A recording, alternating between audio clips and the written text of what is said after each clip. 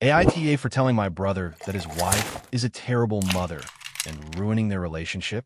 I, 28M, have an older brother, Nathan, 32M, who's been married to his wife, Amanda, 30F, for about 4 years.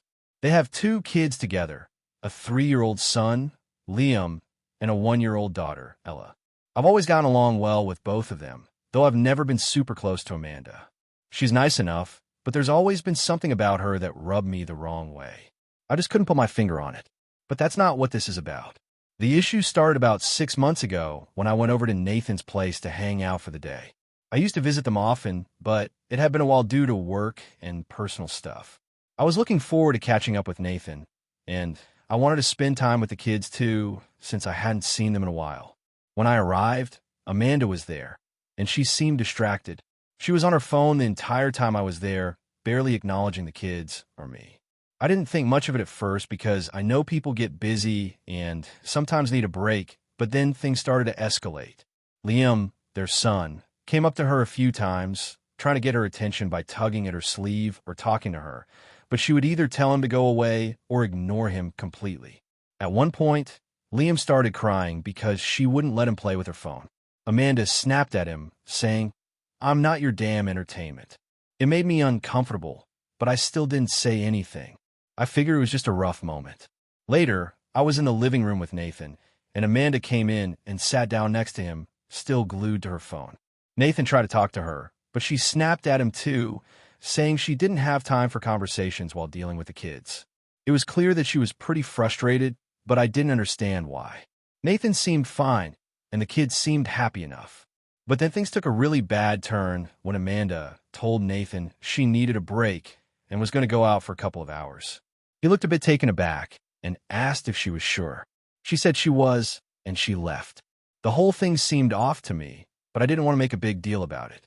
After Amanda left, Nathan seemed visibly relieved, but also kind of down. I could tell he wanted to talk about something, so I asked him if everything was okay. That's when he opened up to me about how he was feeling like he was taking on the majority of the parenting responsibilities, and it was wearing him down. Nathan told me that for the past several months, Amanda had been emotionally distant, and she would often leave the house for hours, sometimes a full day, just to get a break. He said she would spend her time shopping or hanging out with friends, while he was stuck at home taking care of the kids. He also mentioned that when she was home, she'd often ignore the kids or yell at them, and he didn't know how to address it without making things worse. He said he tried talking to her about it several times, but every time he brought it up, she'd get defensive and accuse him of criticizing her. Nathan admitted that he didn't know how much longer he could keep up with everything, especially since Amanda seemed uninterested in changing her behavior. At this point, I was getting really concerned. I'd never seen this side of Amanda before, and it sounded like Nathan was genuinely struggling. I knew he'd always been a bit of a people pleaser, so it made sense that he hadn't been able to confront her more directly about her behavior. I felt like he was in a toxic situation, but didn't know how to escape it. I spent the next few days thinking about what I could do to help him. I wanted to offer advice or support, but I wasn't sure how. I also didn't want to make things worse for him, especially since he was still in love with Amanda and didn't want to rock the boat too much. Eventually, I decided to talk to Amanda myself. I wasn't sure if it was a good idea, but I felt like someone needed to tell her how much her behavior was affecting Nathan and the kids. I didn't want to attack her, but I thought maybe I could get through to her in a way that Nathan hadn't been able to. I called her up and asked if we could talk. She sounded a little surprised, but agreed. When I arrived at their house, I told her that I'd noticed how stressed Nathan was and how her behavior was impacting him. I mentioned how often she seemed to be ignoring the kids, especially when they were seeking attention, and how she'd been leaving for long periods without checking in with Nathan. At first, she was quiet, and then she got defensive. She started telling me how hard it was to be a mom, how she needed a break, and how Nathan just didn't understand. I tried to be patient and explained that it wasn't about her needing breaks, but about how she was treating Nathan and the kids. I told her that she was setting a poor example for the kids, and that her lack of involvement was affecting them emotionally. That's when she snapped. She called me judgmental and said I had no idea what it was like to have kids and deal with the constant pressure of being a mom. She told me that I was making her feel like a failure and that I had no right to judge her when I was in her shoes. She said that maybe Nathan should just take care of the kids all the time if it was such a big deal to me. I tried to remain calm, but honestly, I was getting frustrated. I told her that I wasn't trying to make her feel bad, but that someone needed to tell her that she was being a bad mom. I told her that Nathan didn't deserve to be treated the way she was treating him, and that the kids needed her to be more present and engaged in their lives. She just stared at me for a long time, and then she said, "I don't need this right now." She walked out of the room, and I could hear her crying in the other room. I left shortly after that. I didn't know what else to do. Nathan later called me and asked me what happened. I told him the conversation didn't go well, and he sounded both upset and relieved. He said that he hadn't realized how much I'd noticed and that he was grateful for my support, but he didn't know what to do next either. Fast forward a couple of weeks, and things between Nathan and Amanda got worse. She became even more withdrawn, and Nathan finally admitted that he'd been thinking about separation. The kids were starting to notice, and it was breaking Nathan's heart. Now, Nathan is angry with me, saying that I should have never gotten involved and that I made things worse. Amanda hasn't spoken to me since that day, and I'm starting to feel like I've ruined their relationship. So, AITA for telling my brother's wife she's a terrible mother and making things worse for everyone. If you enjoyed the video, don't forget to hit like and subscribe to the channel. Your support means a lot and motivates me to create even more amazing content just for you. Make sure to turn on notifications so you'll never miss out on a new video. I'm curious, when do you usually watch my videos? While working, studying, or just relaxing? Let me know in the comments. I'd love to hear from you. Thank you so much for your support. It truly helps the channel grow. AITA for refusing to let my sister-in-law stay at my house after she made fun of my kids. I, 32M, have 2 kids, a 5-year-old son and a 3-year-old daughter. I'll be honest, I don't think we're perfect parents, but we do our best. My wife, 30F, and I work full-time jobs, so we rely on daycare during the week, but we try to spend as much quality time with our kids as we can on weekends. We also live in a relatively small house, 3 bedrooms, 2 bathrooms, not much space to spare. We've had some tough times financially, but we've managed to make it work, and I'm proud of the life we've built. My wife's sister, Sarah, 28F, is a bit of a wild card. She's the type of person who never really seems to have her life together. She hops from one job to another, is always in a new relationship, and generally floats from one chaotic situation to the next. Don't get me wrong, we've always been there for her, but it's been tough to watch her make bad decisions, especially when it comes to relationships. Last year, she broke up with her boyfriend and ended up crashing with us for a few months, which is a huge strain on our household. She didn't contribute much to the bills, never really helped out with the kids, and when we tried to talk to her about her lifestyle choices, she brushed it off. When she finally moved out, we were relieved, but it wasn't long before she needed a place to stay again. A few weeks ago, Sarah called my wife, asking if she could stay with us for a while. She'd been dating this new guy for a couple of months, and things weren't going well, so she needed to get away from him. My wife and I discussed it, and I was hesitant to say yes. I knew that if she moved in again, it would be a big burden. Our house is small, and it's already a lot to juggle with the kids, both of our jobs, and all the regular responsibilities that come with adult life. But my wife insisted that we help her out, especially since it was only temporary. After a few days, it was clear that having Sarah stay with us wasn't working. She'd moved in without really considering how it would affect our family. She didn't respect our house rules, didn't pitch in with household chores, and frequently took over our living room. My wife and I had a long conversation about it and decided that Sarah could stay for another week. But after that, we have to figure something else out. We didn't want to outright kick her out, but we felt that it was only fair to let her know that her presence was starting to affect our family life. The breaking point came when she made a comment about my kids. I don't know if it was the stress of everything or just Sarah being Sarah, but she was sitting on the couch while my kids were playing, and out of nowhere she said, "Wow, your kids are so hyperactive. I don't know how you guys do it. I'd never have kids if they were anything like that. I'd lose my mind." My son had been running around playing a game of tag with his sister, and they were both loud, but that's to be expected. Kids are loud. They're energetic. I get it. But hearing Sarah say something like that stung. I know we're not perfect parents, but I take pride in how we're raising our kids. They're well-behaved when it counts, but they're kids. They play, they get loud, and they sometimes get on each other's nerves. But for Sarah to sit there and dismiss them like that, like they were some kind of nuisance she couldn't handle, it felt disrespectful. I let it slide at first, but then she made another comment later that evening when my daughter was crying after a bad dream. Sarah was sitting in the kitchen, scrolling through her phone when my wife and I were comforting our daughter. Sarah turned to us and said, "Are you seriously going to keep coddling her like that? She's 3. She needs to learn how to deal with her own problems." I was furious. My wife and I had always been very hands-on with our kids, especially when they're upset. But for Sarah to criticize us like that, it just felt like she was undermining everything we were doing. She didn't have kids, so I don't think she fully understood the importance of comforting a child when they're scared. That night, I told my wife that we needed to have a serious conversation with Sarah. I told her that if she was going to stay with us any longer, she needed to show some respect for our family, especially the kids.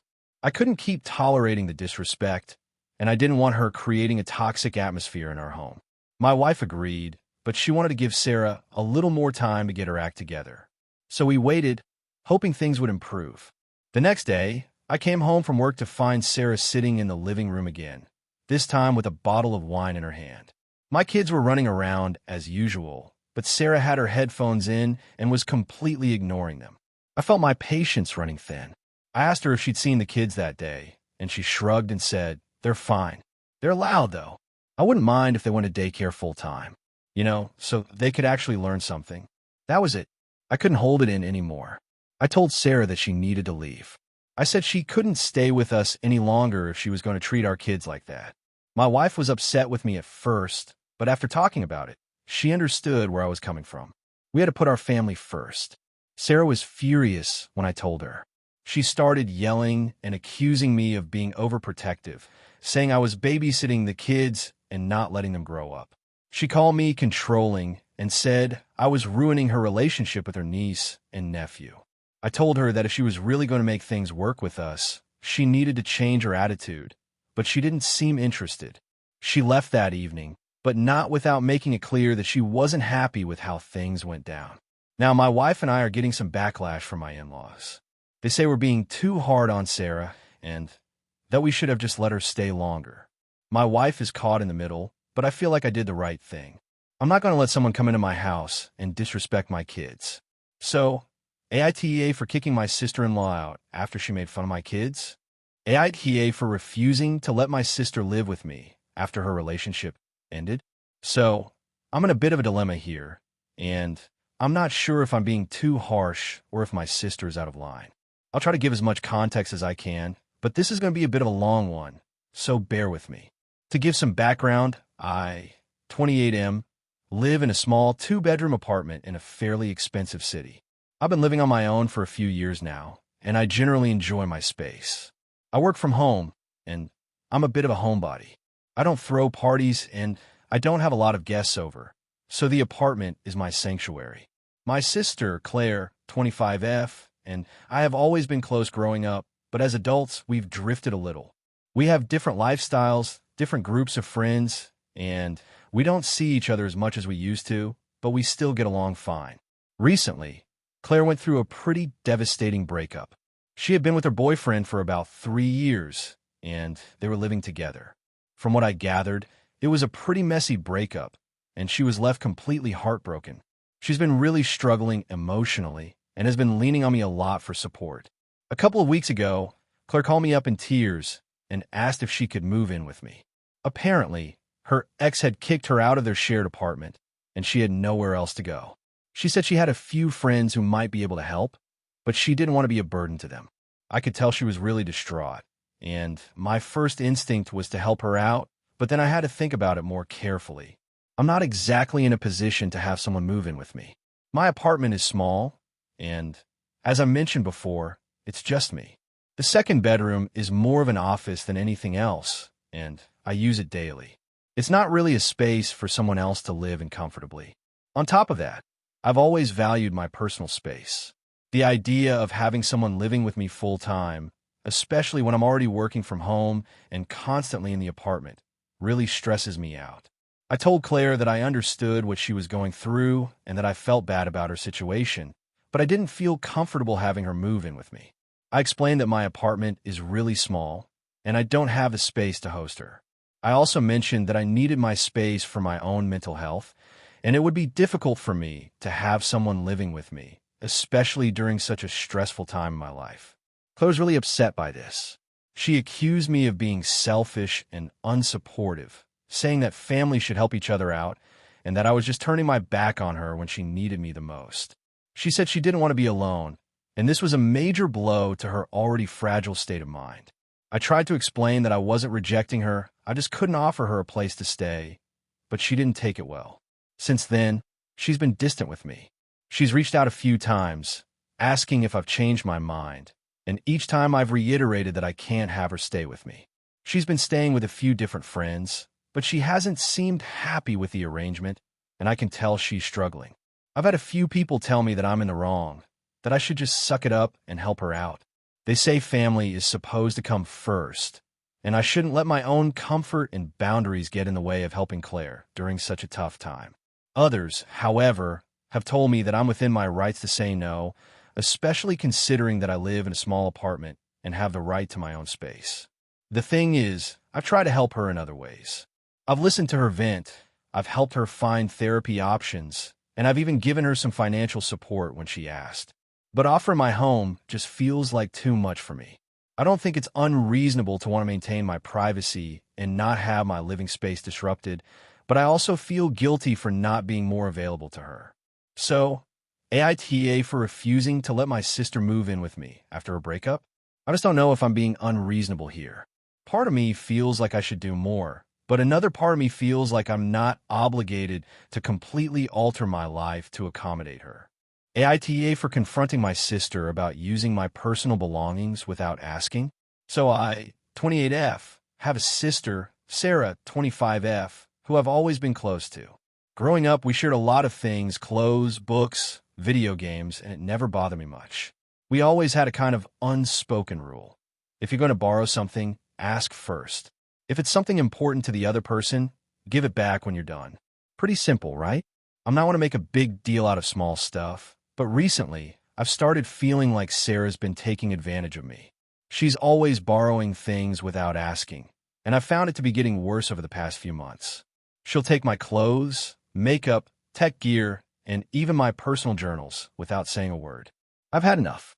The last straw was when I came home from work last week. I've been planning to relax after a tough day, but when I went to my room, I realized my favorite hoodie was gone. It's a limited edition hoodie I bought while on vacation in New York, and it holds sentimental value. It's also one of my most expensive pieces of clothing.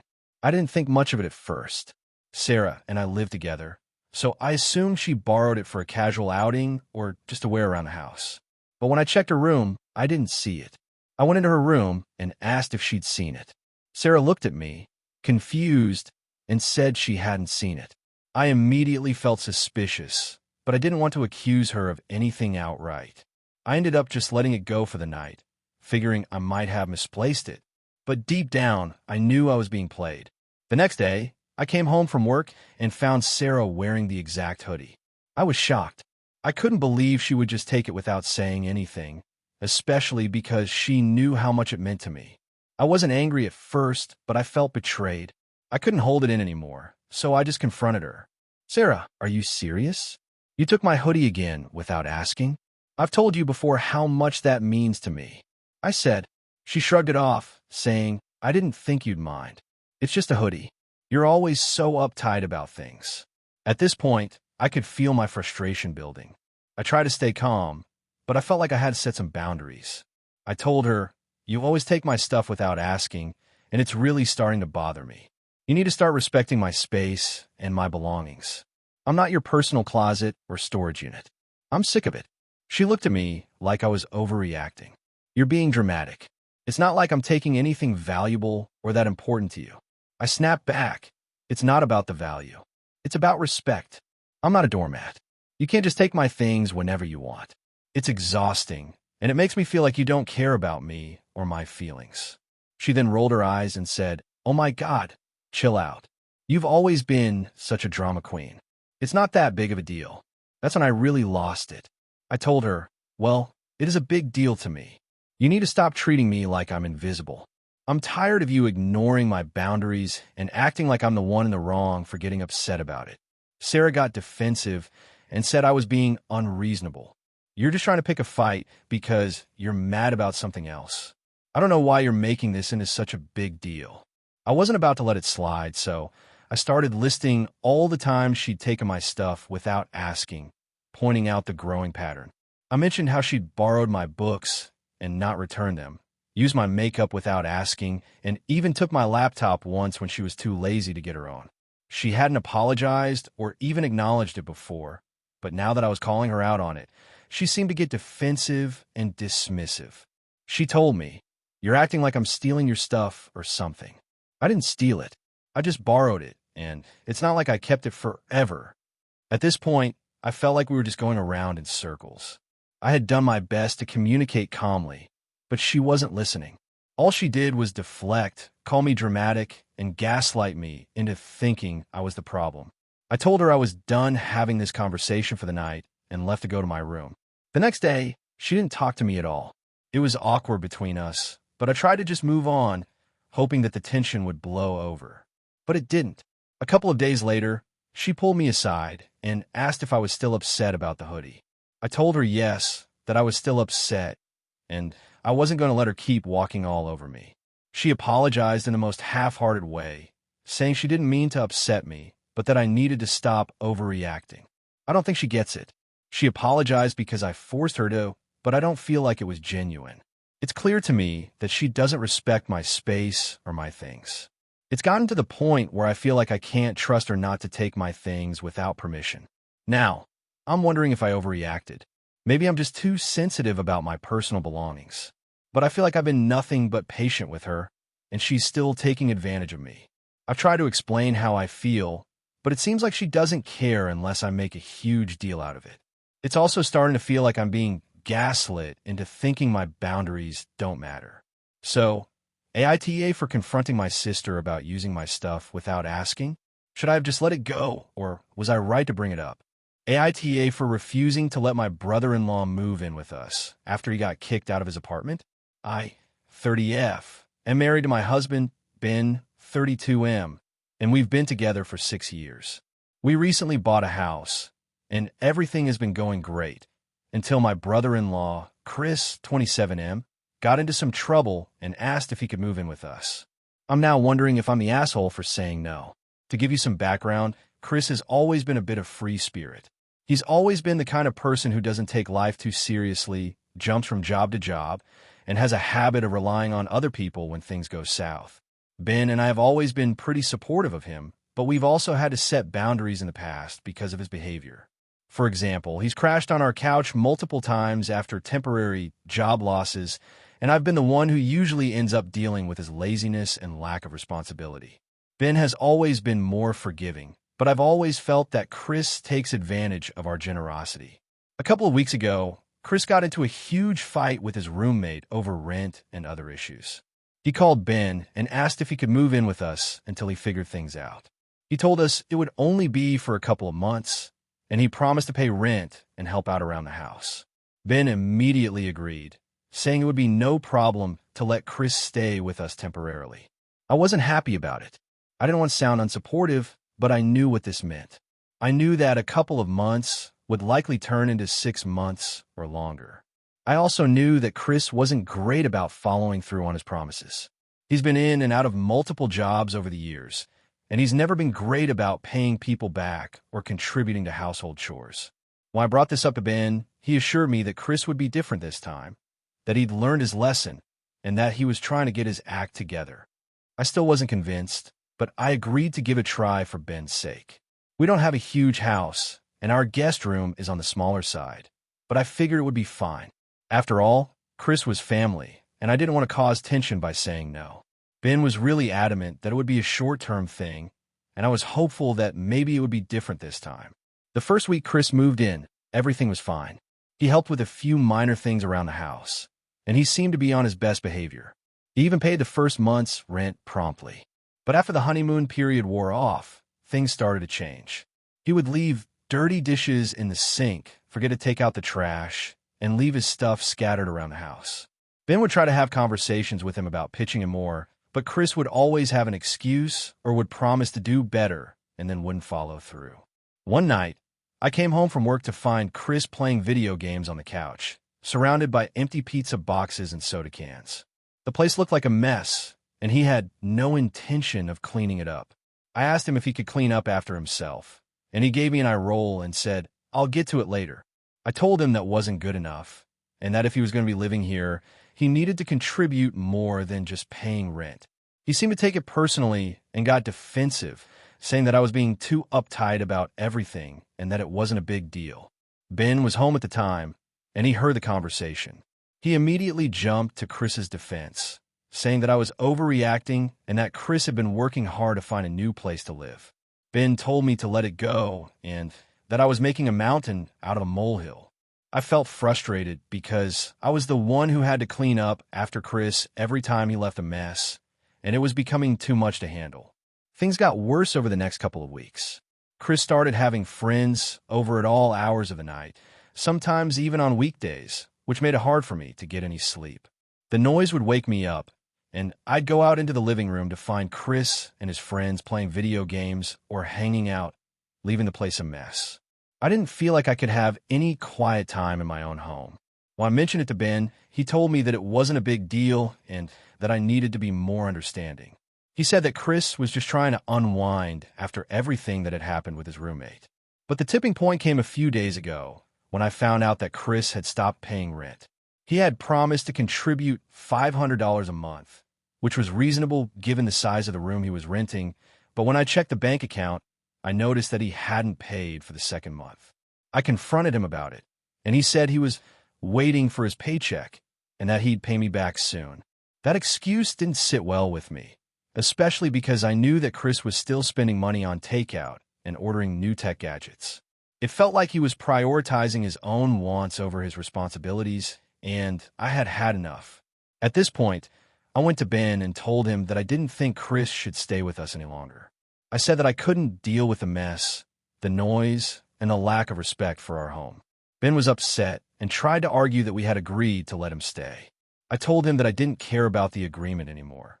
Chris wasn't pulling his weight, and I didn't want to keep enabling his behavior. Ben said that I was being harsh and that I was overreacting. He said Chris didn't have anywhere else to go and that we had an obligation to help family. I said that helping family didn't mean letting him take advantage of us, and that we shouldn't have to sacrifice our own peace of mind just to keep the peace. In the end, I told Ben that if Chris didn't move out by the end of the month, I would have to leave. I couldn't keep living like this.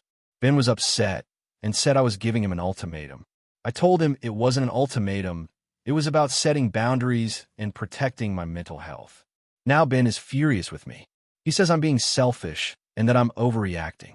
Chris has asked me multiple times why I'm being so harsh, and I feel guilty, but I'm also firm in my decision. Ben thinks I should just let Chris stay for a little longer, but I'm exhausted. So, AITA for refusing to let my brother-in-law move in with us any longer? Should I have been more patient, or was I right to set this boundary? AITA for telling my best friend I don't want to be her maid of honor after she put her fiancé before me for the third time. I, 27F, have been best friends with Lily, 27F, for about 15 years. We met in middle school and have been inseparable ever since. We've gone through everything together: breakups, fights, new jobs, family issues, you name it. She's been my rock, and I've tried to be the same for her. Our friendship has always been the most important thing in both our lives, and we've been there for each other through thick and thin. That's why this situation is hitting me so hard. I've been feeling a growing distance between Lily and me for about the last year, but I didn't want to admit it. She's in a serious relationship with her fiancé, Ryan, who I genuinely like, but over time, I've started to feel like I'm being pushed to the sidelines of her life. At first, I thought I was overthinking it, but it's gotten to the point where I can't ignore it anymore. The problem started when Lily and Ryan got engaged about 6 months ago. Don't get me wrong, I was thrilled for her. She's been with Ryan for 4 years, and they're a great couple. But after the engagement, something shifted. We were talking one day, and she asked me to be her maid of honor. I said yes immediately, excited to be there for her on such a big day. It felt like an honor, and I was genuinely looking forward to it. But then things started changing. The first incident was when Lily and I were supposed to hang out one Saturday afternoon. We had plans to grab lunch and catch up, but she called me last minute to cancel, saying Ryan had planned a surprise weekend getaway for them, and she couldn't miss it. I was disappointed, but I understood. It was something special, and I didn't want to seem petty. However, as the weeks went on, this happened more and more. Every time we'd make plans, she would cancel them because Ryan wanted to do something else, or he had an event, or something along those lines. I started to feel like I was being treated like an afterthought. It got worse when I asked her if we could talk about the wedding plans. I wanted to help with the planning, be involved, and do my job as maid of honor. But every time I tried to bring it up, Lily would say she didn't have time to discuss it or that Ryan had already taken care of everything. It felt like I was being cut out of the process entirely. I'd ask if she needed help with something specific, but she would always defer to Ryan's opinions or decisions, and I'd get a vague response like, "Oh, we're figuring it out." A couple of months ago, it hit its peak. I had planned a special birthday celebration for Lily, something small but meaningful. I rented a little Airbnb cabin for the weekend, invited a few close friends, and really put effort into making it a memorable event. I even had to rearrange some of my own plans to make sure I could afford it. The night before we were supposed to leave, Lily texted me saying she couldn't come because Ryan had planned a last-minute bachelor party for one of his friends. I was frustrated and hurt, but I didn't say anything.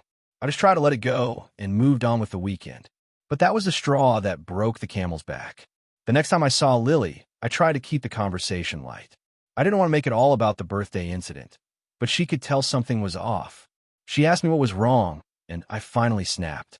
I told her how hurt I was by how she kept prioritizing Ryan over me, and how it felt like I was being replaced in her life. I told her that I understood she was getting married, but that didn't mean she had to shut me out. I was supposed to be her maid of honor, her best friend, and I felt like she wasn't making any space for me. Lily's response was pretty much what I expected. She got defensive. She said I was being unreasonable and that I didn't understand how stressful wedding planning was. She told me that Ryan was just trying to be involved and that she didn't want to offend him by not including him in every decision. She also accused me of being selfish and jealous, saying that I should be happy for her and understand that things change when you get engaged. I tried to explain that I wasn't jealous. I just wanted to be a part of her life, but she didn't seem to get it. After that conversation, I decided to give it some time. I didn't want to make a rash decision, so I just stepped back and tried to process everything. I gave Lily space and didn't push her, but she didn't reach out to me either.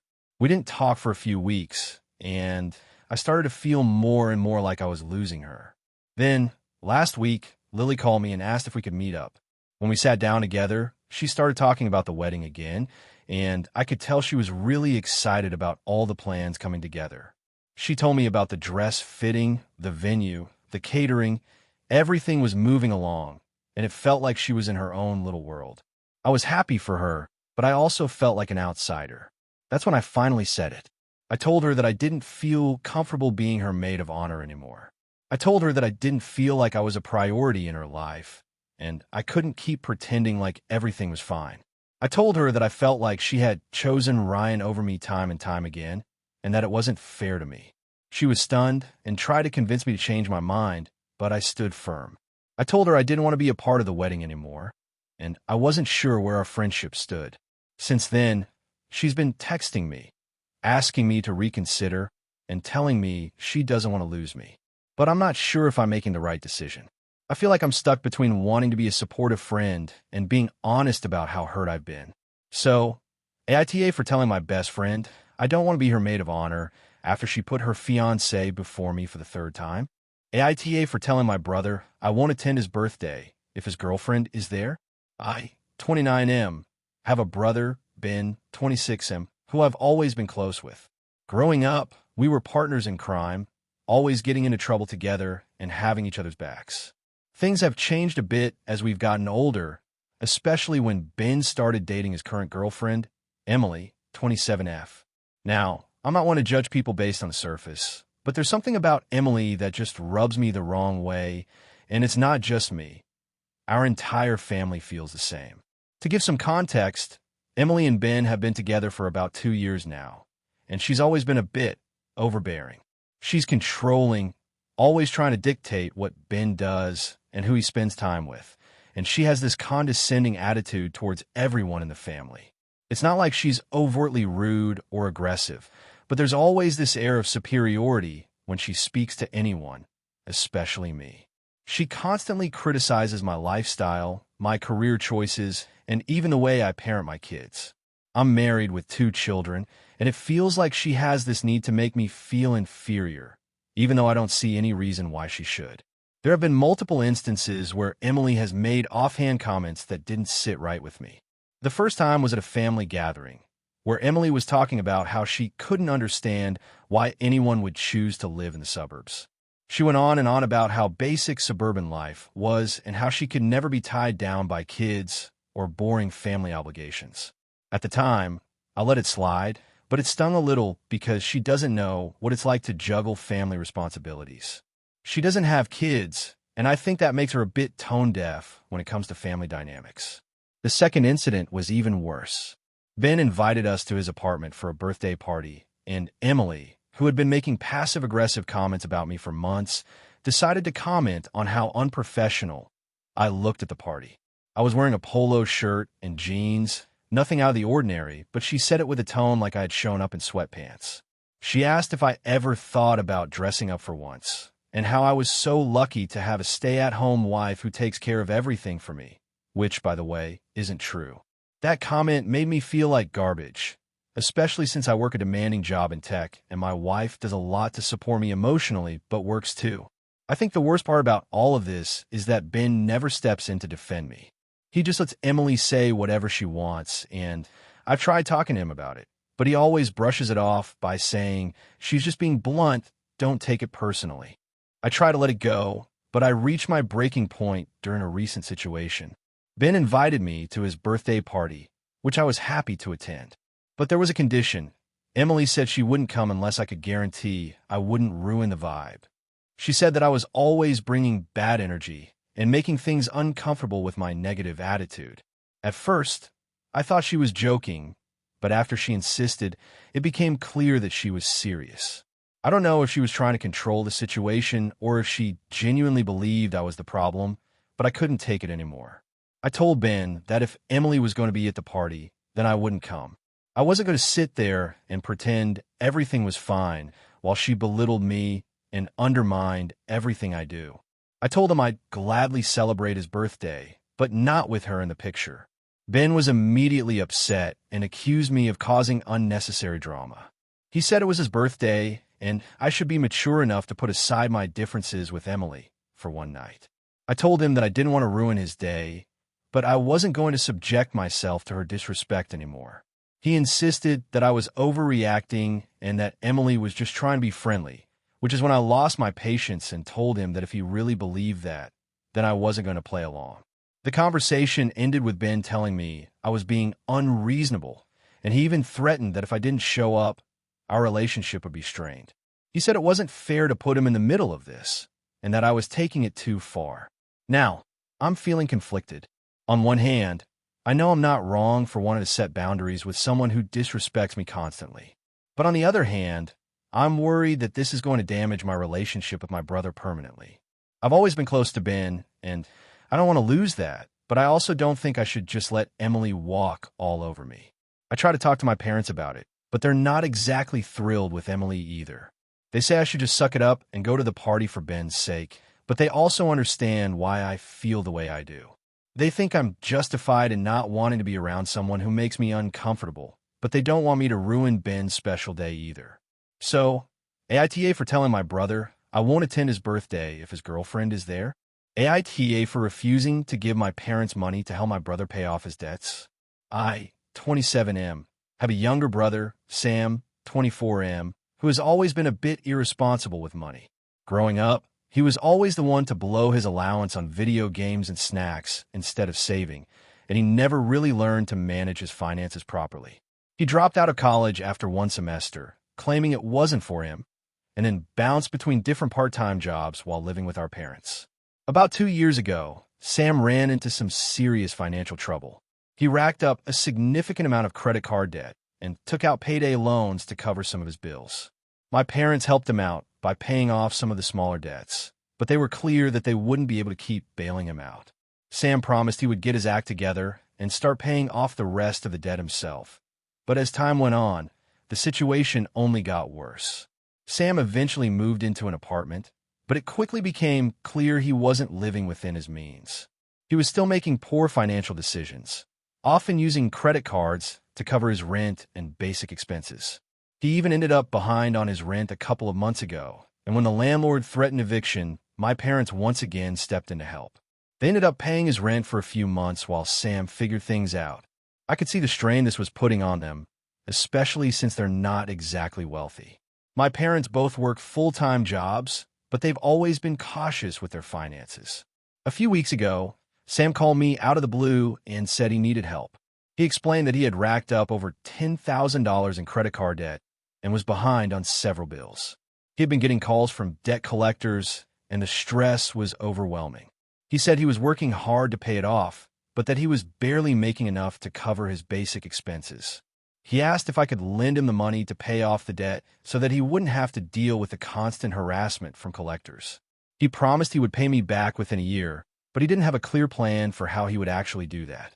I immediately felt conflicted. On one hand, I love my brother and want to help him. On the other hand, I've been watching him make poor financial choices for years, and I'm not convinced that giving him this money would solve his problems. I also have my own savings that I've worked hard for, and I don't want to risk it all on someone who has repeatedly shown that he can't manage money. Additionally, I have a partner, 28F, and we are saving for a down payment on a house. Our financial future is a priority for us, and I don't feel comfortable giving Sam money that could jeopardize that. I told Sam that I couldn't help him. I explained that I had my own financial goals and responsibilities, and that I didn't feel like it was a good idea to lend him such a large sum of money, especially considering his past behavior with money. I also suggested that he look into getting professional financial help, like a credit counselor, and maybe try working out a payment plan with the debt collectors. I told him I understood how tough his situation was, but that I just couldn't afford to take on this kind of financial risk. Sam was furious. He told me that I was being selfish and that if I really cared about him, I would help him out. He accused me of being judgmental and said that I was acting like I was better than him. He said I had the money to help, so why wouldn't I just do it? He also reminded me of all the times our parents had helped him, which made me feel even worse. When I told my parents about the conversation, they were upset too. They said they understood why I didn't want to help, but that it was family, and sometimes you have to step in when someone's struggling. They said I was being too rigid about the whole situation and that I should try to be more understanding of Sam's struggles. My mom even said, if it were me, I'd want my kids to help each other out when times get tough. I've been thinking about it for a few days now, and I'm feeling torn. I know that helping Sam out financially could give him some breathing room, but I also feel like it would just enable his poor habits. I've watched him struggle with debt for years, and I don't believe that just throwing money at the problem is going to solve anything. I've worked hard to save what I have, and I don't think it's fair to sacrifice my own future security for his mistakes. So, AITA for refusing to give my brother money to pay off his debts? Hey friends, if you enjoy this content, don't forget to like the video and share your thoughts in the comments. We really want to know what you like and what could be improved. What do you think of the video? Are there any topics you'd like to see in future videos? Your feedback really helps us get better. Thanks for being with us. AITA for getting upset with my friend for taking my personal journals without asking. So, I, 29F, have a longtime friend, Olivia, 30F, who I've known since high school. We've always been really close, and I've always considered her to be like a sister. We're both in our late 20s now, and while we don't see each other as often as we used to do to our busy schedules, we still keep in touch and make an effort to meet up every couple of weeks or so. The problem started recently, and I'm not sure if I'm overreacting or if I have every right to be upset. A little background. I've always been someone who values privacy, and I tend to keep a lot of personal things to myself. I have a few journals where I write down my thoughts, experiences, and emotions. These journals are extremely important to me. They're private, and they're a way for me to process everything that goes on in my life.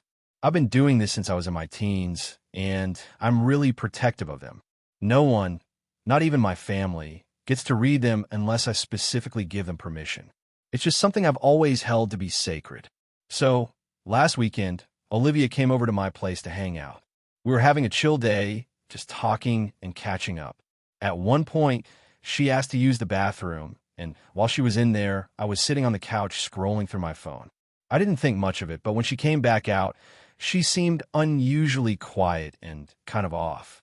I didn't think much of it at the time, but later that night, I realized that one of my journals was missing from the shelf where I keep them. I searched my apartment, thinking I had misplaced it, but after checking everywhere, I realized it wasn't there. The next day, I found it on my desk, open and with pages flipped through. I immediately felt a rush of panic and anger. I knew Olivia had been in my room to use the bathroom, and I couldn't shake the feeling that she had taken my journal without asking. I called her and asked her if she had gone through my things. She denied it at first, saying she hadn't been in my room except to use the bathroom.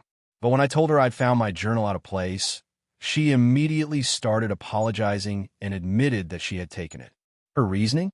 She said she was going through a tough time and thought that reading my journals would give her some insight into how I cope with things.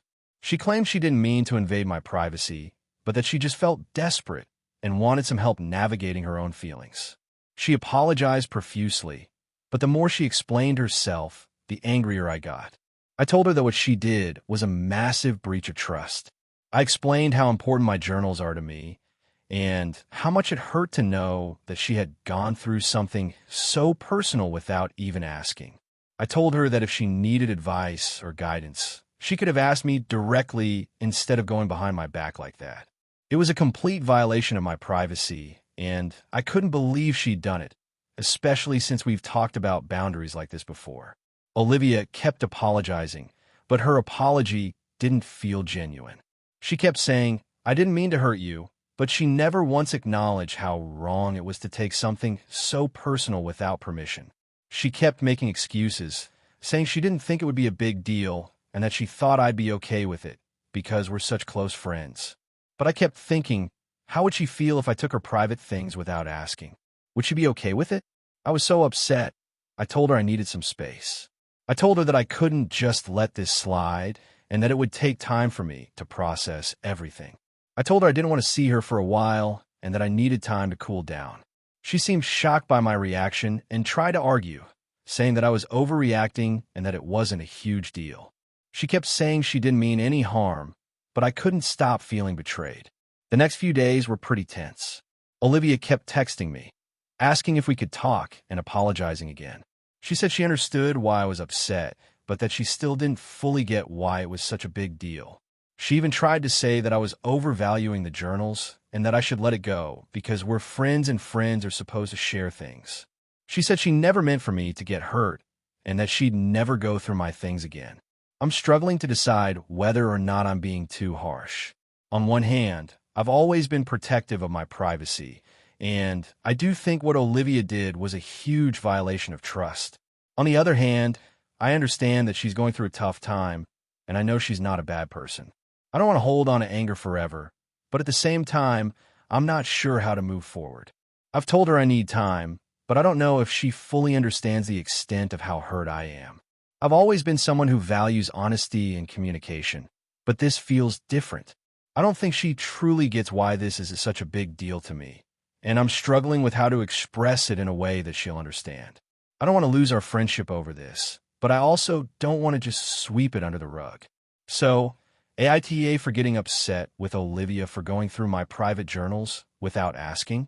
Was I wrong to need space from her, or should I have handled it differently? AITA for refusing to let my mom live with me after she kicked me out years ago? So, here's the situation. I, 29M, have been living independently for the past few years, and for the most part, things have been going well. I've got a stable job, a small but cozy apartment, and I'm finally starting to feel like my life is on track. However, my relationship with my mom, 56F, has always been complicated, and things have recently taken a turn that's left me questioning whether I'm in the wrong here. Growing up, my mom was, to put it bluntly, difficult to live with. She was extremely controlling, often overbearing, and had a very strained relationship with my dad, which caused a lot of tension at home. There were many times when she would lose her temper over small things and would kick me out of the house for no real reason. As a teenager, I spent countless nights sleeping on friends' couches because my mom would say something like, "You're not following my rules," or "You're disrespecting me," and then she'd tell me to leave. When I turned 18, I left home and never really looked back. I had to navigate life on my own, but honestly, I'm grateful for the independence that came out of it. Fast forward to a few months ago. I've been receiving sporadic calls from my mom over the years, but we never really had a deep relationship. She would call to ask how I was doing, and I'd keep the conversation polite but brief. I wasn't interested in rekindling a close relationship with her after everything that happened during my childhood. But about 4 months ago, she called me again, but this time it wasn't just small talk. She told me that she had lost her job and had been struggling to make ends meet. She was behind on rent and bills, and she was living in a small apartment that was starting to fall apart. I could tell she was stressed and overwhelmed, and I could feel a sense of desperation in her voice. She asked if I would be willing to help her out financially, and at first, I thought maybe I could help her with a one-time loan or something small. But then she started asking if she could come and live with me for a while, just until she got back on her feet. She promised it would be temporary and that she would figure things out as soon as possible. Now, here's where I'm torn. I understand that she's in a difficult spot, and I know that we should help family when they need it. But the truth is, I'm still really hurt by how she treated me when I was younger. It's hard to forget the time she kicked me out, the time she belittled me, and how emotionally distant she was. I've worked so hard to create a stable life for myself, and I'm not sure I can risk that stability by inviting her back into my space, especially after everything that happened. At first, I tried to be diplomatic. I told her that I couldn't take her in right now because my apartment was small and I was already living in a tight space with little room to spare. I also explained that I had a busy work schedule and wouldn't be able to give her the attention or support she needed while she stayed with me. I thought that would be the end of it, but she didn't take it well. She became upset and started telling me how selfish I was being. She said that as her son, it was my duty to help her, and that if the roles were reversed, she would never leave me in a tough spot. She accused me of being heartless and of not caring about her at all. I felt guilty, but at the same time, I didn't want to give in to her guilt tripping. I don't know her anything at this point, and the thought of living with her again, even temporarily, made me feel physically anxious.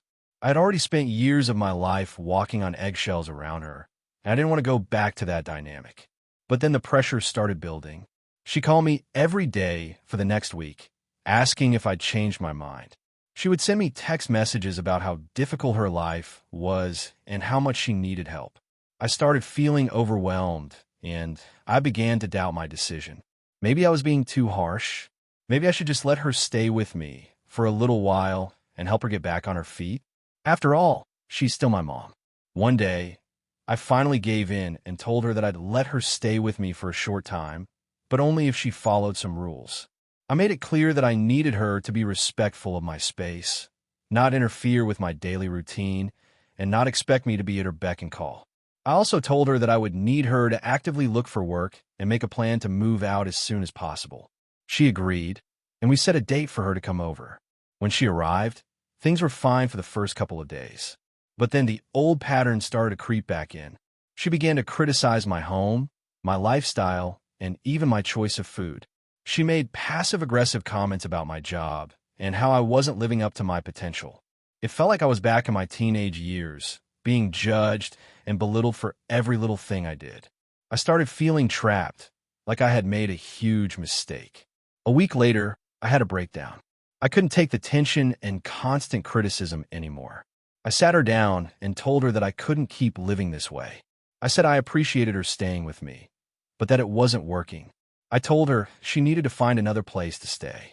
She was furious, and this time, she didn't hold back. She screamed at me, calling me ungrateful and selfish. She told me that I was just like my father, who she has always had a strained relationship with, and that I would never truly understand the sacrifices she made for me. She said I was being cruel and that I would regret this decision for the rest of my life. It's been a few days now, and she hasn't contacted me since our argument. I'm feeling a mix of guilt and relief.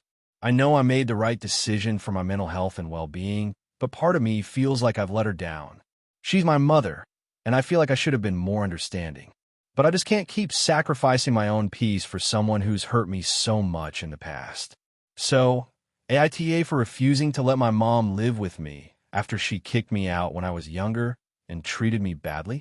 AITA for refusing to let my sister stay with me after she kept undermining my parenting. I, 34M, have a younger sister, Jessica, 29F, who has been living with me for the past 6 months. My wife, Mia, 32F, and I have 2 young kids, Max, 6, and Lily, 4. We don't have a ton of space, but we manage. My sister came to us asking if she could stay with us while she got back on her feet. She had just ended a toxic relationship, was financially struggling, and was in between jobs. Mia and I agreed to let her stay with us because we're family, and we felt bad for her. At the time, we didn't think it would be a huge issue, and we were happy to help. However, over the last few months, Jessica's presence in our home has caused a lot of tension. Mia and I have always prided ourselves on being good parents, but Jessica seems to think she knows better than we do when it comes to our kids. She's constantly undermining our authority and giving unsolicited parenting advice, which has become really frustrating. The first incident that really bothered me was when she criticized the way we discipline Max and Lily. One day, Max was throwing a tantrum over not getting a cookie before dinner, and I had to raise my voice to give him a stop. Jessica was sitting on the couch, scrolling through her phone, when she suddenly interrupted and said, "You're really yelling at him? That's not going to help him learn. You should be more patient, not so harsh." I tried to explain that it wasn't about yelling for the sake of yelling. It was about setting a boundary. Max wasn't listening to us, and we needed to get his attention to prevent him from getting further upset. But Jessica just shrugged it off and said, "Well, that's your parenting style, I guess, but I wouldn't do that."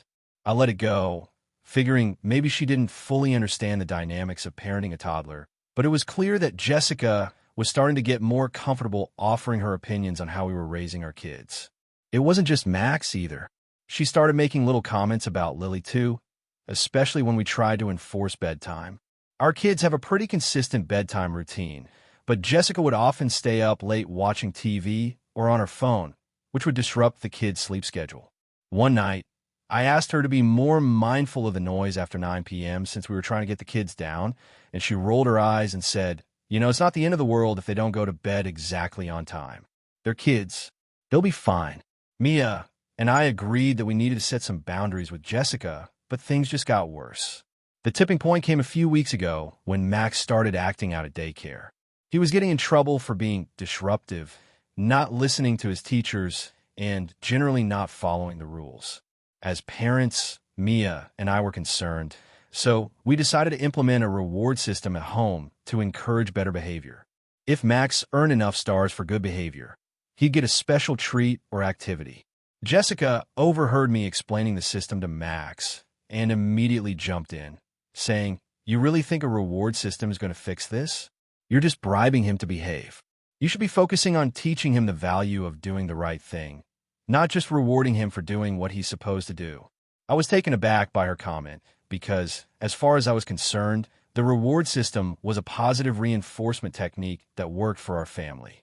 But Jessica went on, "You're just teaching him that doing the right thing is about getting something in return. It's not sustainable. He's going to grow up expecting rewards for everything." I tried to explain that the reward system was just one part of a broader approach to teaching him good behavior, but Jessica wasn't having it. She kept insisting that I was making a mistake and that Max would end up entitled if we kept this up. Mia and I discussed it later, and we both felt like Jessica was being way too critical and judgmental without truly understanding our parenting philosophy. After that incident, I started feeling like Jessica's presence was becoming a real strain on our household. It wasn't just the comments anymore. It was the constant undermining of our decisions. Every time we tried to enforce a rule or boundary, Jessica had something negative to say about it. We'd get frustrated, and she'd accuse us of overreacting or being too strict. It started to feel like she didn't respect our authority as parents, and that really bothered me. One day, after a particularly tense argument over our parenting, I had a conversation with Mia. I told her that I was at my breaking point. I love my sister, but I didn't think it was healthy for her to continue staying with us if she was going to keep undermining us in front of the kids. Mia agreed that it wasn't fair to have Jessica constantly questioning our decisions, and we both felt like it was having a negative impact on our family dynamic. I decided it was time to talk to Jessica about it. I sat her down and told her that while we appreciated her staying with us, her constant criticism was becoming too much. I explained that we had different parenting styles, and while I understood that she might have some advice, I needed her to respect our decisions and boundaries when it came to raising our kids.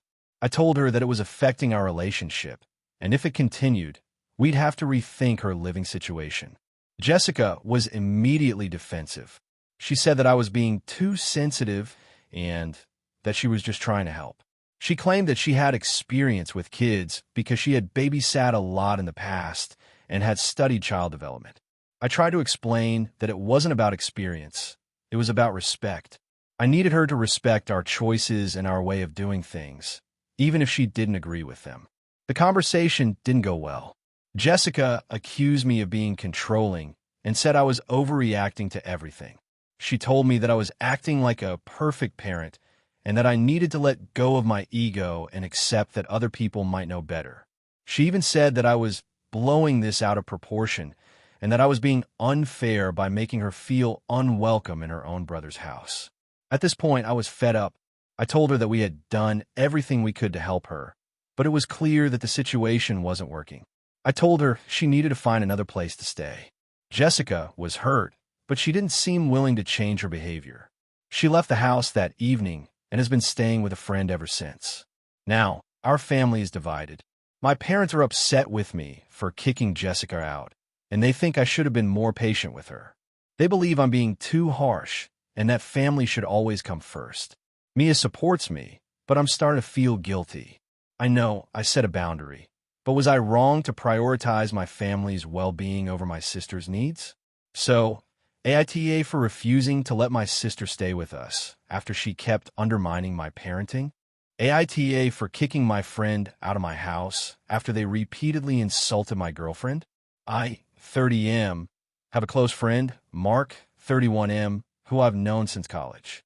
We've been through a lot together, and I've always considered him one of my best friends. We've had our disagreements in the past, but nothing serious enough to jeopardize our friendship until recently. I've been dating my girlfriend, Rachel, 28F, for about a year now, and things have been going really well. Rachel is kind, smart, and supportive, and I really see a future with her. I've introduced her to all of my close friends, including Mark. Initially, Mark seemed to get along with Rachel. He would joke around with her, and they would have decent conversations. However, after a couple of months, I started noticing subtle comments that Mark would make about Rachel. At first, it was things like, "I don't get how you're with someone like her," or "She's not really your type, is she?" I brushed it off as harmless teasing because that's just how Mark is. He could be sarcastic, but he doesn't usually mean any harm. But the comments kept coming. Every time Rachel and I would do something together, like go to dinner or watch a movie, Mark would make remarks about her appearance, her job, or her personality. He would call her basic, or joke about how she was too nice or too perfect. One time, when we were all at a bar together, Mark went as far as to tell me that Rachel was way out of my league and that I should be careful because she might get bored of me eventually. It didn't sit right with me, but I just shrugged it off, figuring maybe Mark was just being a little overly critical. Things escalated about a month ago. Mark was over at my place, and Rachel and I were preparing dinner together. Mark was sitting on the couch, scrolling through his phone and making the occasional snide comment under his breath. Rachel was making a joke, trying to lighten the mood, and Mark said, "If I didn't know any better, I'd think you were trying too hard to impress me. You really need to tone it down." Rachel's face fell, and I could see she was hurt, even though she tried to laugh it off. I asked Mark to stop, but he just shrugged and said, "It's a joke, man. I'm just being honest." Rachel excused herself to go to the bathroom, and as soon as she left, I turned to Mark and told him that his comments were crossing the line. I told him that I was sick of him making digs at Rachel, and that if he couldn't respect her, he didn't need to be around. Mark apologized, but it was the kind of apology that felt forced. He said, Okay, I'll tone it down. I didn't think it was a big deal, but I could tell he wasn't really getting it, and honestly, it left a bad taste in my mouth. A week later, Mark was staying over at my place for the weekend. We were hanging out in the living room when Rachel came in to grab something from the kitchen. Mark made another one of his snide comments, this time about how Rachel always acted like she was in a rom-com. He said, You know, you're way too upbeat for someone who isn't actually in a movie. It's kind of annoying after a while. I saw Rachel freeze in place, and I could tell she was trying not to cry. She was a little sensitive about that kind of thing because of some past insecurities, and Mark just didn't seem to get it. I stood up and told Mark to leave. I told him, in no uncertain terms, that he was disrespecting my girlfriend and that I wouldn't tolerate it anymore. Mark was shocked. He immediately started making excuses, saying I was overreacting, that it was just a little teasing, and that I needed to lighten up. I told him he had to leave, that I couldn't have him in my house if he was going to continue acting like this. Mark was pissed. He said, You're seriously kicking me out over this? After everything we've been through, you're going to pick her over me? I didn't want to argue, so I just told him to pack up and go. He left, slamming the door behind him. Later that night, I texted Mark, explaining that I had to stand by my girlfriend and that his behavior wasn't acceptable. I told him I was upset because I valued our friendship, but I also valued Rachel, and I wasn't going to let anyone, even my closest friends, disrespect her like that. Mark didn't respond for a couple of days, but when he did, he sent me a long text saying that I was being unreasonable. He told me that Rachel was too sensitive and that I was letting her control how I treated my friends. He said I had changed and that it was ridiculous for me to choose her over him. He also claimed that I was acting like I had something to prove and that I was throwing our friendship away for a woman who might not even be around in the long run. I was hurt by his message, but I also knew that this wasn't the first time Mark had shown signs of jealousy and insecurity in his relationships. He had a history of pushing people away when they started getting serious about others, and I didn't want to let that poison my relationship with Rachel. I haven't heard from Mark much since that day, but when I talked to some of our mutual friends, I found out that Mark had been telling them that I sided with Rachel over him and that I wasn't being a real friend. A few of them reached out to me to ask what happened, and I told them the truth. Mark had been rude and disrespectful to Rachel for months, and I had reached a breaking point. Some of them understood, but others said I should have handled things differently. One of them even said that I was too quick to defend Rachel, and that maybe Mark was just joking around, and I was taking things too seriously. Now, I'm questioning whether I overreacted. I don't want to lose my friendship with Mark, but at the same time, I don't want to compromise my relationship with Rachel. I feel like I'm stuck between two people I care about, and I don't know if I did the right thing by kicking him out. So, AITA for kicking my friend out of my house after he repeatedly insulted my girlfriend. AITA for refusing to babysit my niece after my sister demanded that I do it on short notice. I, 30F, have an older sister, Kate, 35F, who has two kids, Lily, 7F, and Max, 5M. Kate and her husband, Tom, 38M, both work full-time jobs, and while they manage to juggle their careers and family life, it's become pretty clear that they rely heavily on other people to help with the kids. My parents live nearby and often help out, but more recently, Kate has started to rely on me more for babysitting. I've always loved being an aunt to Lily and Max, and I've babysat for them on occasion, usually when I'm asked in advance and when it fits into my schedule. I have a full-time job as well, and I also have a lot of my own responsibilities and plans. I'm happy to help out when I can, but I'm not in a position to drop everything for unexpected requests. Lately, though, Kate has been asking me to babysit on very short notice, and it's starting to wear on me. The latest incident happened a few weeks ago. I had made plans to spend the weekend with my boyfriend, Jake, 32M, to celebrate our anniversary. We had planned a trip out of town and had been looking forward to it for weeks. The day before we were set to leave, Kate called me, saying that she had an emergency and needed me to babysit Lily and Max the next morning. I asked her what was going on, and she explained that she and Tom had a last-minute event to attend for his work and couldn't find anyone else to take care of the kids. At first, I was surprised by the short notice, but I didn't immediately say no. I explained that I had plans for the weekend, and she responded by saying that she didn't have anyone else she could rely on, and she didn't want to cancel her plans with Tom because it was important for his career. I told her that I understood her situation, but that I couldn't just cancel my weekend getaway with Jake at the last minute. I suggested she reach out to one of her friends or try to ask my parents. Kate was quiet for a moment, and then she said something that really upset me. She told me, "I don't know why you're making such a big deal out of this. You're always acting like you don't have time to help out with your family. It's not like you're busy doing something important." I was taken aback by that comment. Yes, I value my time and my personal plans, but that didn't mean I didn't care about my family or wouldn't help out when I could. I explained that I had been looking forward to spending time with Jake and that it wasn't fair for her to expect me to drop everything whenever it was convenient for her. She then got defensive and accused me of not being supportive enough as an aunt, saying that I was being selfish and that I should want to spend time with my niece and nephew. I tried to remain calm, but I was getting frustrated. I reminded her that I had helped out in the past, but I also needed to have boundaries. She said, "You're making me feel like I can't rely on you at all. I don't know why you're being so difficult about this. It's not like I ask you for help all the time." At this point, I felt like I was being guilt-tripped into agreeing, but I still stood my ground. I told her that I couldn't babysit the kids that weekend, and I wasn't going to change my plans. She wasn't happy with my response and hung up on me. I thought that would be the end of it, but a few hours later, I received a text from Kate that was filled with anger. She called me selfish and inconsiderate for not helping her out when she needed it. She said that I had let her down and that she was disappointed in me. She also reminded me that she had helped me out in the past when I was in a tough spot, and I should have returned the favor. The message felt manipulative, and it hurt. I knew she was frustrated, but I didn't think it was fair for her to guilt-trip me into doing something I wasn't comfortable with. The next morning, I woke up to a text from my mom, asking if I had heard from Kate. She said that Kate had called her crying, saying I had refused to help her out. My mom didn't know all the details, but was concerned and wanted to make sure everything was okay.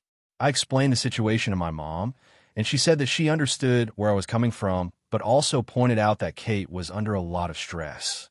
She said that I should have been more understanding and that it wasn't a huge deal for me to babysit for a few hours.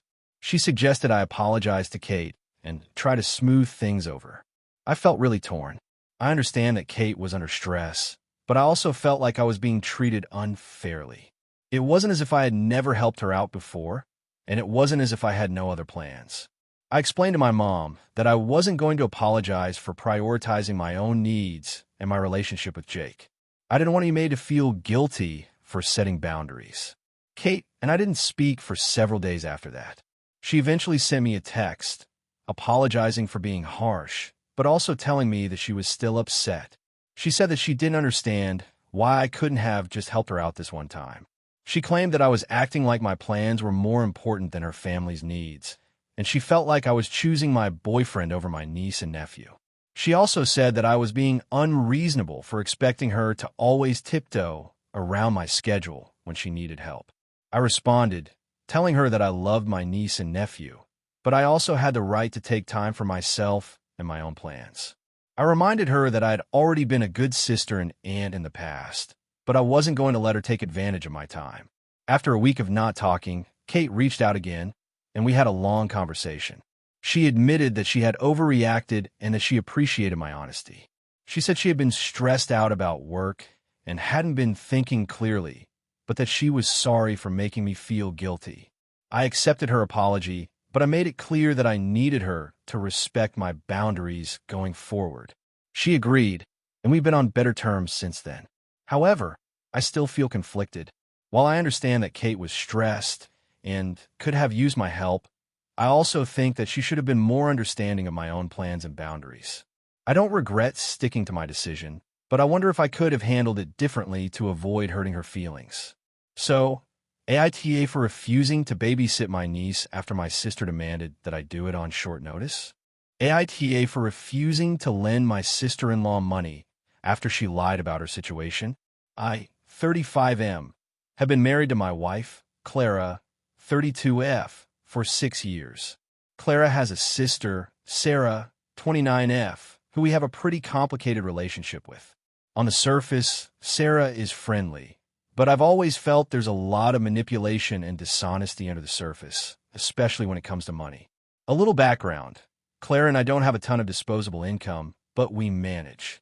We have a mortgage, 2 young kids, and both of us work full-time jobs. We live pretty frugally, but we're comfortable enough. Sarah, on the other hand, has always had a very different approach to money. She's had multiple jobs over the years, but has never been good with budgeting, saving, or planning for the future. She often overspends, and when things go south, she relies on others to bail her out. This has been an ongoing issue, and Clara and I have had many conversations about how to handle Sarah, especially when it comes to finances. A few months ago, Sarah came to Clara and me asking for a loan. She said she was in a tight spot because her car broke down and she needed money to fix it. She explained that she had already borrowed from a few friends, but none of them were able to help her anymore. She promised she would pay us back as soon as she got her next paycheck, which she said was coming in a couple of weeks. Sarah told us that she had already found a mechanic who could fix her car for a reasonable price and that she wouldn't need much, just $1,500. Now, we've helped Sarah out before, but each time there was a different excuse. A few years ago, she asked us for money because she needed a new phone. Then a few months later, she needed help paying rent. Every time, she promised she would pay us back, and every time, she didn't. Clara and I had a conversation about whether or not we should lend her the money, and I expressed my concerns. I didn't want to say no outright because I know Sarah was in a tough spot, but I was also tired of being used and lied to. Clara agreed that it was a tough decision, but ultimately, we decided that we would help her, but with some stipulations. I told Sarah that we were willing to lend her the money, but only if she signed a written agreement stating she would pay us back in full within 2 months. I made it clear that if she couldn't commit to paying us back, then we wouldn't be able to help her. She agreed to these terms, and we handed over the money. A couple of weeks went by, and Sarah didn't mention the loan. I didn't want to be the one to constantly bring it up, but after a month had passed, I reached out to her. I asked if she'd been able to get her car fixed, and if she was still planning to pay us back soon. Sarah seemed surprised by my question and told me she'd forgotten to mention it, but that everything was fine and she would have the money soon. Another month passed, and still no payment. At this point, I was getting frustrated, but I didn't want to seem pushy. So, I decided to wait another couple of weeks, hoping she would pay us back like she promised. When I finally asked her about it again, she gave me a story that didn't add up. She said that her car had broken down again and that she had to spend more money on repairs, which had delayed her paying us back. I asked her if she could at least pay part of it back, even if she couldn't pay the full amount. She said she would, but weeks went by with no payment. At this point, I started feeling like we were getting taken advantage of. I talked to Clara about it, and we both agreed that something didn't seem right. We decided to ask Sarah to meet with us to discuss the situation, and that's when things took a turn. Sarah came over to our house one evening, and we sat down with her. I told her that I was starting to get concerned because we hadn't received any payments, and I felt like she wasn't taking our agreement seriously. That's when Sarah dropped a bombshell. She told us that she hadn't actually needed the money for car repairs at all. In fact, she had lied about the whole situation. She admitted that she had spent the money on a trip to visit some friends and had used the car repair excuse to avoid telling us the truth. She said that she didn't think we'd help her if she had been honest, so she decided to make up a story. When I asked her why she hadn't just been upfront with us from the beginning, she said that she didn't want to disappoint us and that she thought we would judge her for spending money on a trip instead of real problems. I was livid. I couldn't believe that she had lied to us so blatantly. She'd known from the start that we didn't have a lot of extra money, and she had manipulated us into giving her a loan under false pretenses. I asked her why she didn't just come clean earlier, and she said she was too embarrassed to admit she'd spent the money irresponsibly. I tried to stay calm, but I was furious. I told her that I couldn't trust her anymore and that I wasn't going to keep letting her take advantage of us. I said that we needed the money back as soon as possible, and that if she didn't repay us, we would have no choice but to cut ties. Sarah started crying and apologized, but I couldn't bring myself to feel sorry for her. She had lied, and it wasn't the first time she'd done something like this. After the conversation, Clara and I discussed what to do next. We both agreed that we couldn't keep lending money to Sarah if she wasn't going to be honest with us. I told Clara that I was done lending her money, and I didn't think we should help her out again in the future. Clara was upset, but she understood why I felt that way. We both agreed that it was time for Sarah to take responsibility for her actions and stop relying on us to bail her out. I haven't heard from Sarah much since that conversation, and I'm not sure where we stand. I feel guilty because I know that, as family, we should be there for each other, but I also know that we've been taken advantage of multiple times. I'm struggling with whether I'm being too harsh by cutting off financial support for Sarah, even though I know she's lied to us. Now, my in-laws are involved, and they're upset with me for refusing to help family. They say that Sarah made a mistake, but that I should be more understanding and forgiving. Some of them think I should still give her another chance and lend her money again, but I don't know if I can trust her anymore. So, AITA for refusing to lend my sister-in-law money after she lied about her situation. AITA for refusing to lend my brother money for a car after he gave up his job to travel the world. So I, 30M, have a younger brother, Jake, 26M, who I've always had a complicated relationship with. We grew up in a pretty normal household, but Jake was always the type to follow his own rules and make his own path, even if it didn't always make sense to others. I've always been more pragmatic and responsible, and my life has followed a fairly traditional trajectory. Went to college, got a stable job, saved up for a house, and have steadily worked on building a future. Jake, on the other hand, has always had a more free-spirited approach to life. He dropped out of college after 2 years, traveled to a few different countries on a whim, and worked odd jobs just to get by. He's never really been interested in the typical 9-to-5 life, and while I admire his ability to live on his own terms, it's also been frustrating at times. He doesn't seem to have much of a long-term plan, and that's been a point of contention between us, especially since our parents are constantly comparing us and holding my life up as a model of success. So, here's where the problem starts. A few months ago, Jake called me to tell me that he had decided to quit his job and travel the world. He said he had saved up enough money to cover the trip for a while, but he was excited to really immerse himself in new cultures and take a break from the rat race. I wasn't thrilled about the idea because, to be honest, I thought he was being reckless. He'd already traveled extensively in the past, and I was worried about his finances and future. But I kept my concerns to myself because I know he hates being told what to do. Fast forward to today, and Jake's trip has been longer than he expected. He's visited several countries, had a great time, but now he's run out of money. He called me last week, sounding pretty stressed out, and told me he needed a loan to help cover the cost of a car. Apparently, he had decided he wanted to buy a car while he was abroad so that he could travel more easily within the country he was in. He explained that he had been living out of hostels and public transportation for months, but he thought owning a car would make things easier and give him more flexibility. He asked if I could lend him $7,000 to buy the car, and I was immediately taken aback.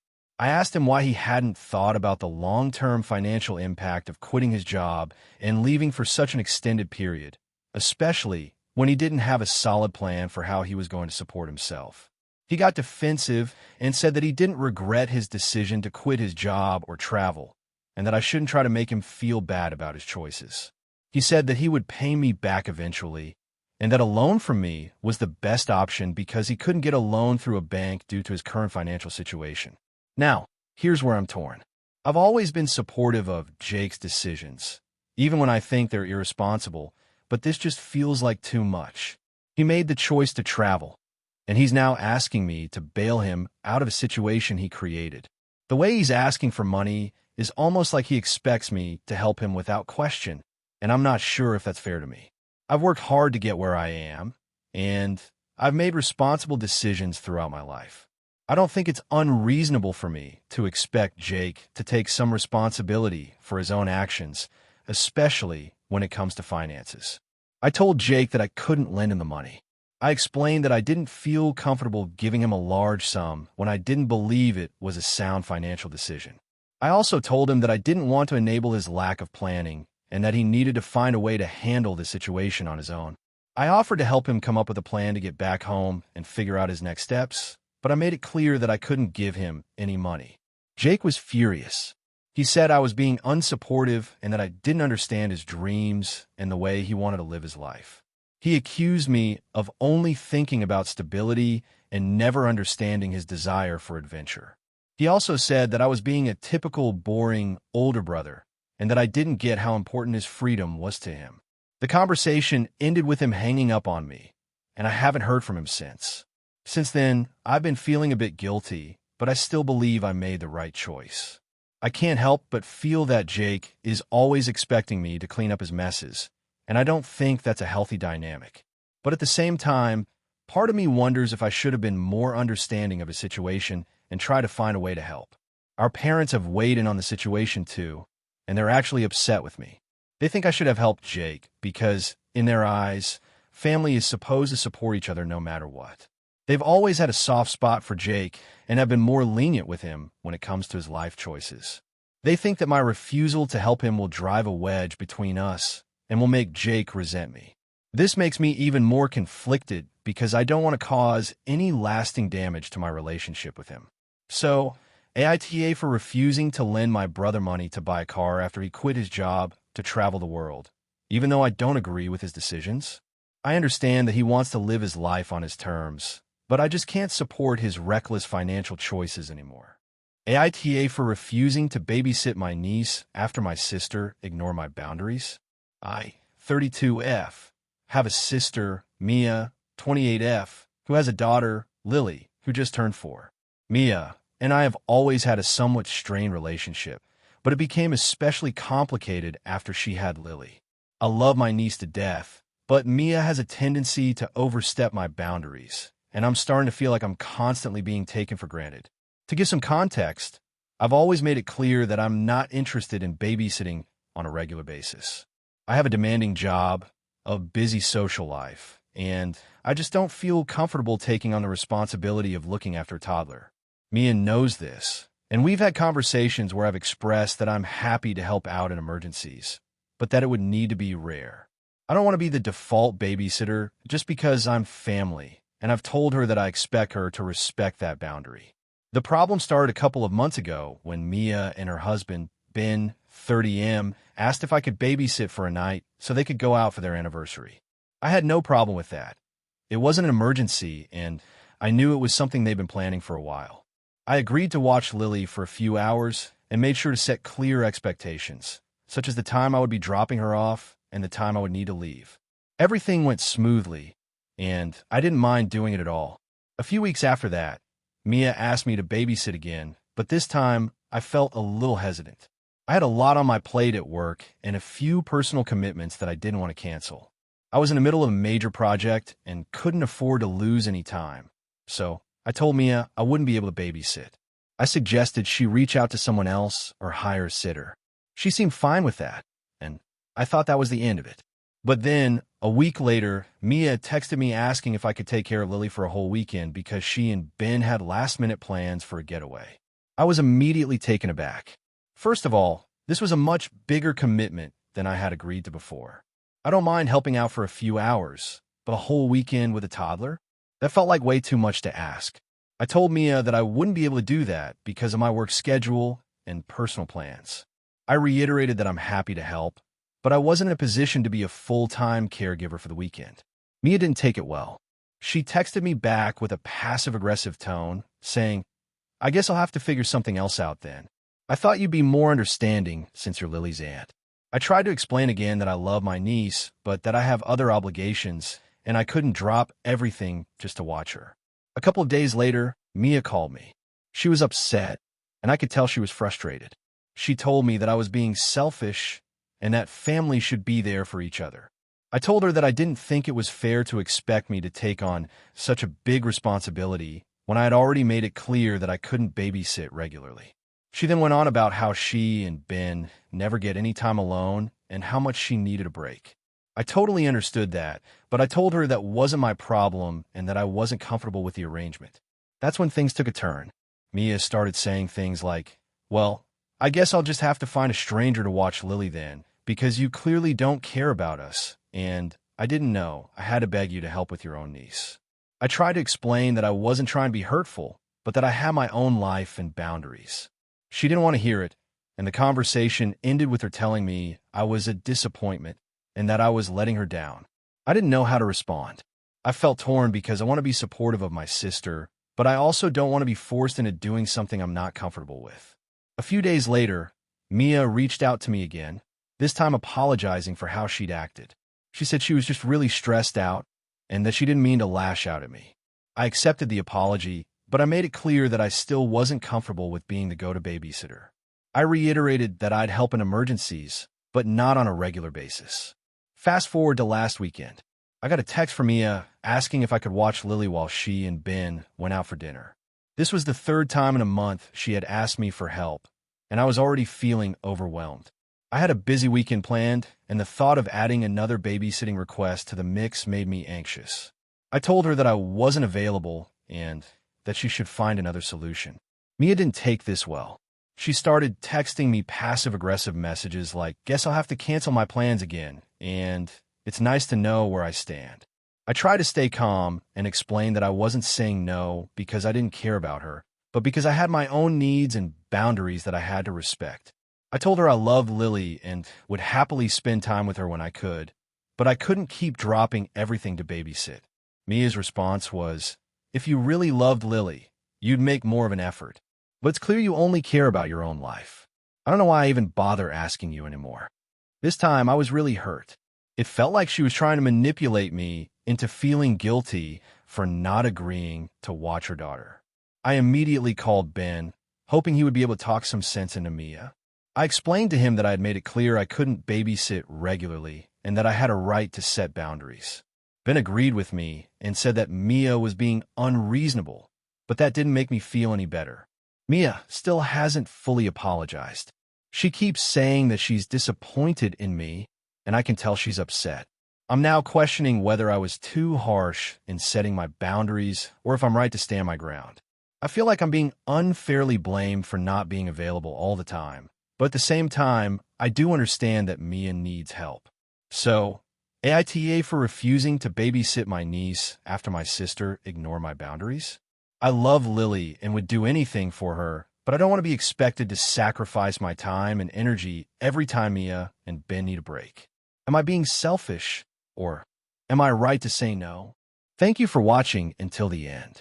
If you enjoyed this video, don't forget to like and subscribe to the channel so you won't miss new videos. Also, leave a comment. I'd love to hear your thoughts. Your support and engagement mean a lot to me. See you in the next video.